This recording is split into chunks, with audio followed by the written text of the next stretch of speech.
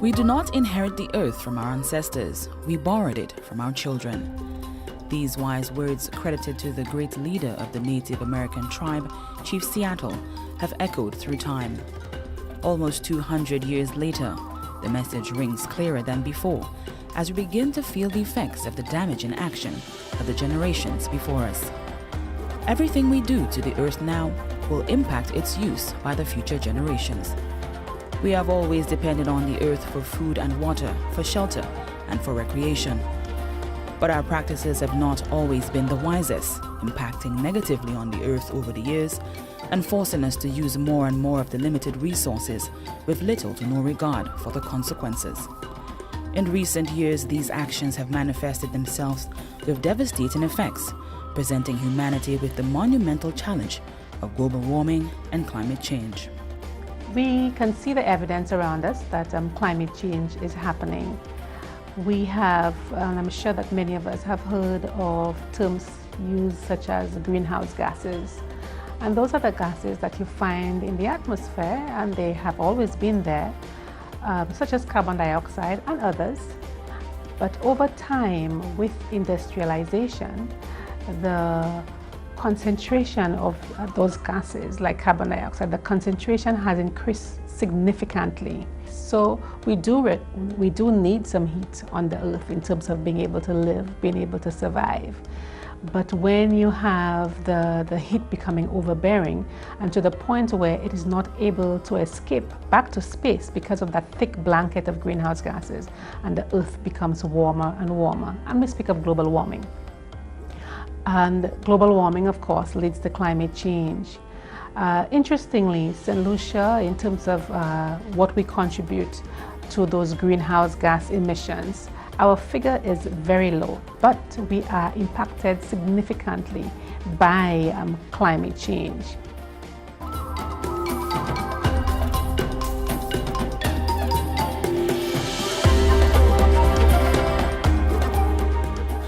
Climate change is recognized as one of the most pressing global challenges of our time, and it has been agreed that adaptation must be addressed with the same priority as mitigation.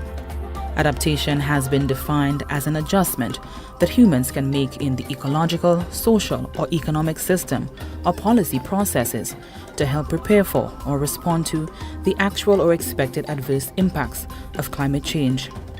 These new behaviors must take the future into consideration, with development aimed at satisfying not just the needs of the present, but also maintaining and sustaining the resources for use by future generations. The conservation and sustainable use of our resources is a critical concern, especially with the effects of global warming and climate change already manifesting themselves through extreme rainfall and severe droughts, impacting both water quantity and quality in our rivers.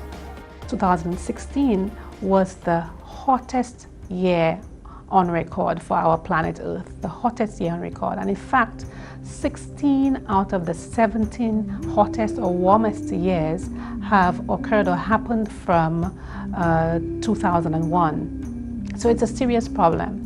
And we're seeing evidence of it, not only with severity of hurricanes in various parts of the Caribbean and small island developing states, developing countries are being impacted significantly, but we see it in terms of precipitation, rainfall. So rainfall has become more difficult to predict. There was a time when we could talk about a wet season and a dry season, and now the line between the two is a little bit more blurred, so you can't very well say that you have a very distinct wet and dry season as we used to have. So, and it's having an impact on everything, including agriculture, where farmers are not able to predict as they used to. We see that the precipitation, the erratic nature of it, in terms of the impacts from things like Hurricane Thomas, where we had something like, 25 inches of rainfall in about 24 hours in some areas. We saw the trough, the Christmas Eve trough of 2013, where we had a lot of flooding and we had landslides as a result for both of those events, both Thomas and the trough, where we had excessive rainfall. So on one hand, we have too much excessive rainfall, basically, that creates an issue of flooding, and we have the landslides and the destruction of property and the loss of life that comes with it. On the other hand, we also have not enough, the issue of drought. So, for example, in 2010, just before Thomas, St. Lucia had the worst drought in 40 years. Intense rainfall events have become more frequent within St. Lucia over the past decade, causing inundation of settlement areas, landslides, and high sedimentation of surface water and coastal areas. Additionally, the island has been experiencing the effects of droughts more frequently. During these extreme events, residents are affected by lack of pipe-borne water for varying periods of time. St. Lucia depends primarily on surface water for its potable agricultural, commercial, and industrial needs. With increasing demands due to increasing socio-economic development and competing uses among the various sectors, this water is highly vulnerable. The Watershed watershed has been selected to implement interventions towards creating a model watershed with integrated watershed management practices. The settlements in this watershed are considered highly vulnerable to climate change impacts. The Watershed watershed is situated north of Castries on the northwest side of St. Lucia, extending from Plateau Babonneau at 400 meters at its highest point to a coastal swamp at Chougasson. The main tributaries within the 11.1 square kilometer watershed joins to form the main Watershed River, flowing through rural communities, transitioning to suburban residential areas, high-traffic commercial zones, and emptying into an estuary at Chougasson near the Truya Beach. The Watershed watershed starts from the top of Monnier and it ends in the Chougasson area in Watershed, in that whole mangrove area. The main river starts below the Monnier area and that Monnier reef on top there. Coming down, we have some tributaries coming from Piat, from Grand Riviere, draining out from the lower end of the Vieux-Siquet Hill. Corinth, we have coming out from Marisille, draining into the basin, goes out to the true Gasson area. Over the last 20 years, development has spread out over the entire Watershed catchment, with major residential areas in Corinth, Grand Riviere, and Montgiraud, and businesses and service centers increasing along the main highway. These have presented a number of issues which adversely affect the health of the watershed and warrant a more integrated approach to land use and stringent monitoring. Watershed management deals with land use practices likewise. So the issue of setback would also be a major concern here, where you have persons build who have already have their building existing close to the rivers, close to the edge of the ravines. So this we cannot change those. So that is already an issue. You also have issues of flooding, which is going on presently in this area. You have issues of indiscriminate dumping in the watershed of garbage and whatnot.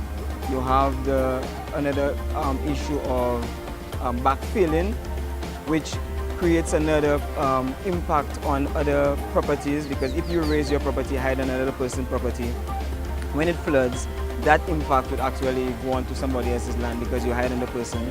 And we also have building of berms in the Watershed area. Persons have constructed berms which actually affected the normal distribution and opening of the water when the water goes up.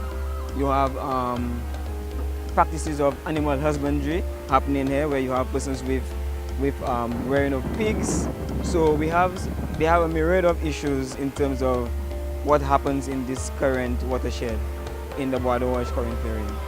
We have this new regime now in the department that any landowner or any developer that comes into the DCA to do anything with land development, the setback would be one of our main criteria, especially along the ravines and streams. But the concern of setbacks is not only along ravines and streams, because setbacks, they play a critical role in the developmental process. So setbacks plays a role where it increases person's privacy, promotes privacy, it promotes proper circulation of lighting, it promotes proper circulation of air. It also promotes the opportunity for you to have basic infrastructure on your property, where you could have sewage treatment plants, your septic tanks, your soakaway. So setbacks play a major role. We also have, what we normally do at the department is, for instance, along the ravines and streams, any developer that comes into the department to wish to do any alteration, we normally liaise with the Ministry of Infrastructure, because they are the authority that deals with churning the ravines and the rivers. So normally we get inputs from them, so they would advise us as to whether or not to allow that person to put gabion baskets, because private landowners always want to protect the infrastructure and the property. So we always use that instrument of going to the ministry, get feedback, and there we direct them. So that's another concern. We also have the Ministry of Health. For instance, in protecting the watershed, the Ministry of Health always approves someone's health approval before the department actually processes a residential or any application. Health normally has the first say, and then we have the final determination whether or not to approve the development. The Corinth community within the Watershed watershed is particularly vulnerable to flooding, resulting in damage to property of residents within the area. The area has been severely affected by floods over the last 6 years. In the Corinth development, over the years, we have been seeing fast flash floods occurring with a short space of maybe that of about 15 minutes intensities from the high point down to the development area. That point lag, that will take us about 15 minutes. Within 15 minutes, the Corinth area would be underwater. Many persons concrete their yards, so we have that fast water coming out of the yards from the rooftops. So we don't have any water percolating and infiltrating into the soil, but that of fast runoff. Bulky and residential waste, as well as excessive sediment due to riverbank erosion, worsen the existing challenge of high-intensity rainfall events. Additionally, blockage of the river channel in specific areas due to the presence of accumulated solid waste, especially in the dry season, causes stagnation, which undermines public health and leads to disease transmitted by mosquitoes. Every residential development presents a key environmental concern as relates to the disposal of liquid and solid waste. The Watershed watershed area is no exception. With respect to the Grand Riviere Corinth watershed, one of our major issues is compliance, and this especially compliance with respect to the bulk waste collection service offered. This service requires residents to place all bulky items, namely old furniture and old appliances, during one day of every month. And sometimes individuals do not place this waste out on the collection days. In some cases, anywhere you have isolated areas, vacant properties, even waterways, bulk waste is placed in these areas. In addition to that, there are some categories of waste that the authority which does not form, I should say, some categories of waste don't fall within the whole bulk waste category. For example, construction and demolition waste, green waste, and these types of waste are not collected by the collection contractors. It is really the responsibility of the generators of that waste, residents who create this waste, to take the waste to the landfill site. So this in itself creates a problem within the greater watershed. Given the vulnerability of small island developing states to the effects of global warming and climate change, the proper management and use of resources and the various ecosystem services is vital for sustained use and growth and to build resilience to climate change. Sustainable land use and management in watersheds under an Integrated Water Resources Management, the IWRM framework, considers the various types of users which use the watershed, including farmers, schools, mechanics, homes, restaurants, and the biodiversity, aquatic life, birds, and other animals which depend on the riverine system. Integrated Water Resources Management is a management system of managing water resources within the watershed, taking into consideration three dimensions: the economic dimension, the social dimension, and the environmental dimension. This is because we have various interests and various users within the watershed, and as a result we need to manage in a very holistic manner, taking into consideration that whatever happens in watershed could impact various users in terms of their livelihoods. It could also impact the environment in terms of biodiversity could be impacted, and also we could, as a result of impacting individuals' livelihood, we have the issues of social equity and poverty, and also the economic impact of these individuals. Within this watershed, we have various communities which are basically impacted and need to be spoken about in this regard. We have the Monjero area, which is towards the lower portion of the watershed. Here we have an issue of flooding due to siltation towards the mouth of the river, the main river, the main water channel. This has impacted businesses, especially during the rainy season. So we've had flooding, which has impacted businesses, and as a result, revenue generation. We've had issues also within the Corinth area, which is more residential. Due to sedimentation in the rivers and riverbank destabilization, we've also had flooding in these areas, and this has also impacted residents during the rainy season, especially during extreme weather events. And as we know, climate change is a factor in this regard. Towards the upper regions of the watershed, we have the areas of Grand Riviere, which also has issues relating to slope instability and sedimentation. So riverbank stabilization is an important factor in terms of mitigating the impacts of flooding, right? And also we have the Moni, which is in the upper region of the watershed. This area, we have more like small-scale agriculture happening here, and it's important to indicate that during the dry season, these farmers are impacted, and as a result, it's important to take into consideration how water is managed during these periods. Under this integrated approach, a number of strategies have been employed to address flood-related issues and to sustain river flow within the watershed area. These include stabilizing of banks of various points of the river through hard engineering measures.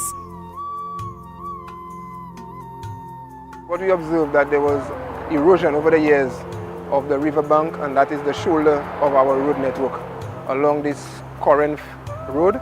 We observed that it was increasing in opposite Emerald, that is Grand Riviere, and also here at Corinth.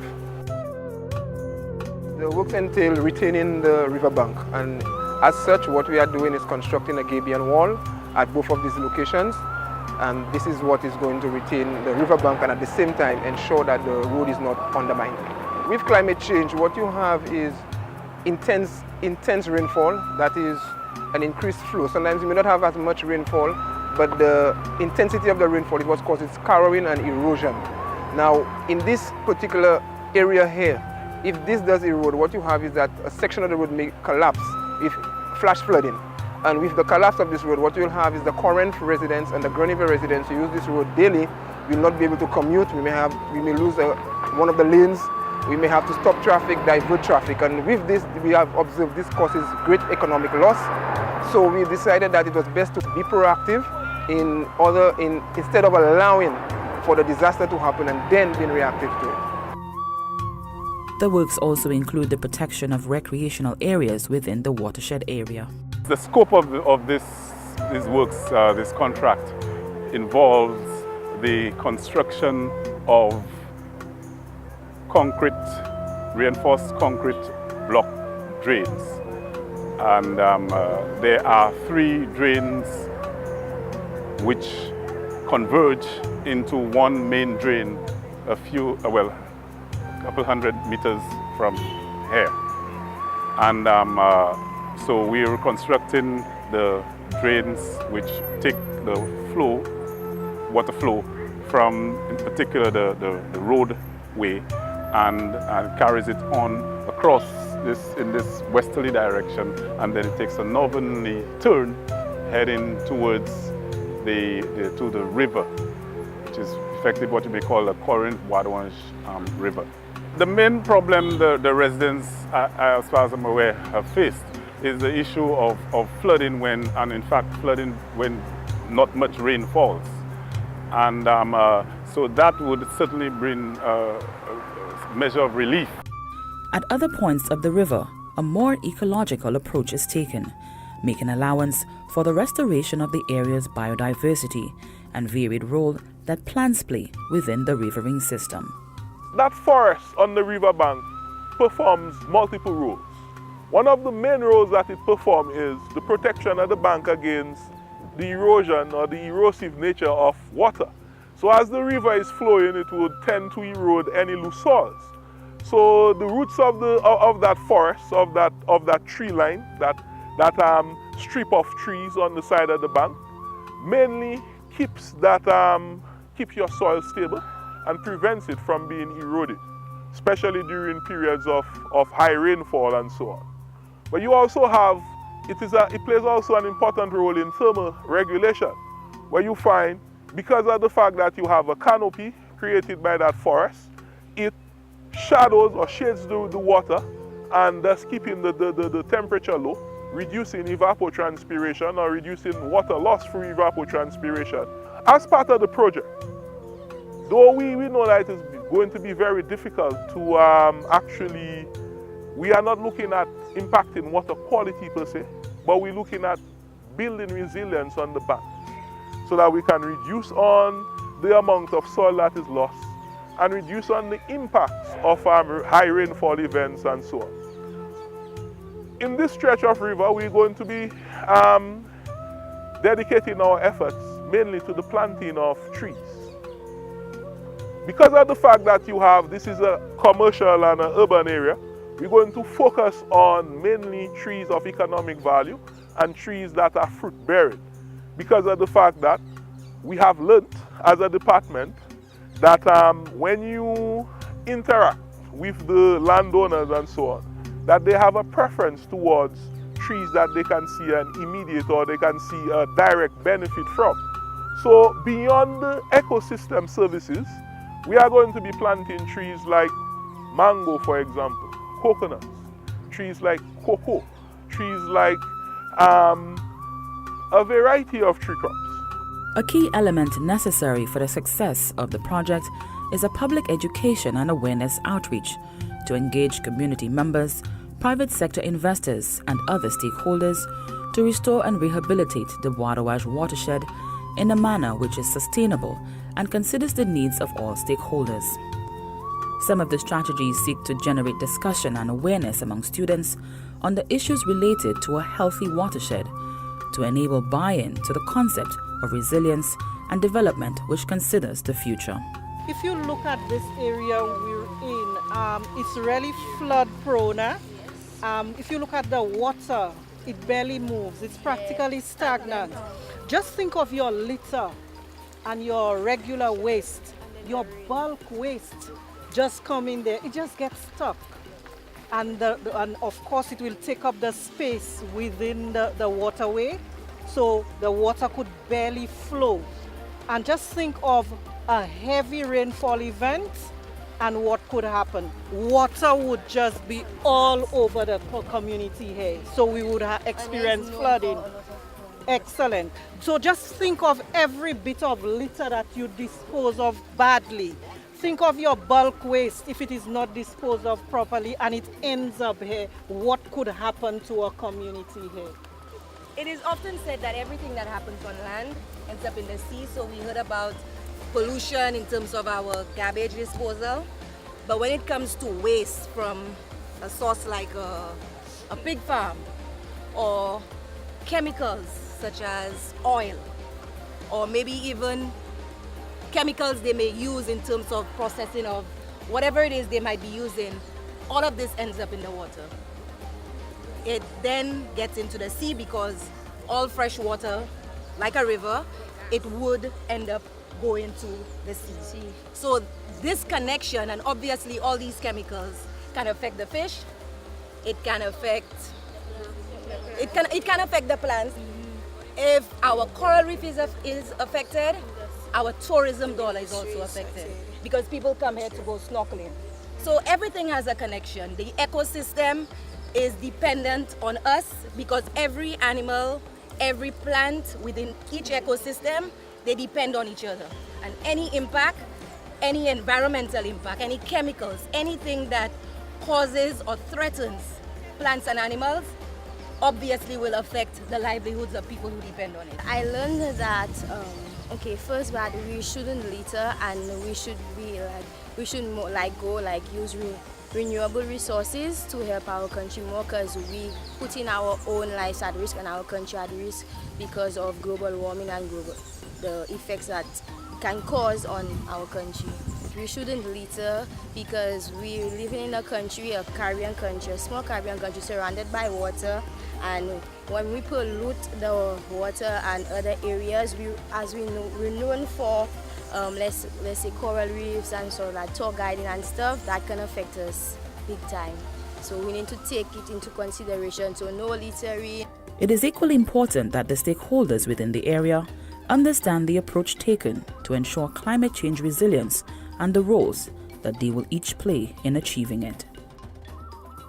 Climate change is a very real threat, particularly for small island developing states like ours.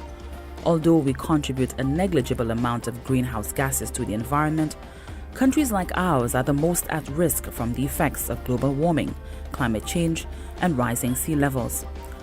While we can do very little to stop or slow down the effects, we can prepare ourselves, learning to adapt to the changes and build resilience to the effects of climate change. With climate change, we know that we have an issue of either excessive rainfall, or we have an issue of not enough, insufficient rainfall. So we have flooding on one hand and the resultant land slippage and erosion and the destruction of property, and we have droughts on the other hand, where we don't have enough water to deal with our daily life in terms of tourism, in terms of agriculture, in terms of our own domestic use, etc. In fact, with climate change, it is said that CARICOM countries will have a 12% decrease in water with a degree of warming of just 2 degrees. So 2 degrees increase in warming would lead to something like a 12% decrease in water for CARICOM states. And that is significant in going forward in how we manage and how we deal with this very serious issue. We all have a role to play, and we have a role to play at different levels. There's the role from the individual level, there's the role at the household level, you can take it at the community level, you can go further to the enterprise or the business level, you can take it to the level of the sector, and of course the national level as well. And there's a part for all of us to play in terms of the activities that we conduct, the way in which we do what we do, the way in which we dispose of waste, for example, everything from a derelict vehicle to appliances, whether we throw them in the mangrove or whether we send them under the bush or send it to the river because we think it has disappeared. But we have seen, for example, with a Hurricane Thomas or a Christmas Eve trough, that these things come back to haunt us. And the impact of floods, the impact is so much worse when we have drains that are clogged up and waterways that are very clogged up, The rivers are overflowing because there's a lot of garbage in them. The waterways can't flow freely, etc. So it's very important how we dispose of our garbage, and not think that it all disappears. There's the issue of course, land use planning. Very important. We need to, of course, plan in a manner that we take into consideration the various uses of the land and to allow for things to coexist in as harmonious a way as possible, to ensure that we take care of our watersheds. Our watersheds remain significant in terms of water conservation, in terms of soil stability, in terms of holding the soil together. And we know also through reforestation activities, so the planting of trees, we are also able to help in our watersheds. We're able to help not just in terms of the stabilization of the land and keeping the soil moist, but also in terms of the trees themselves being able to capture carbon, which will help to reduce the impact of global warming and climate change.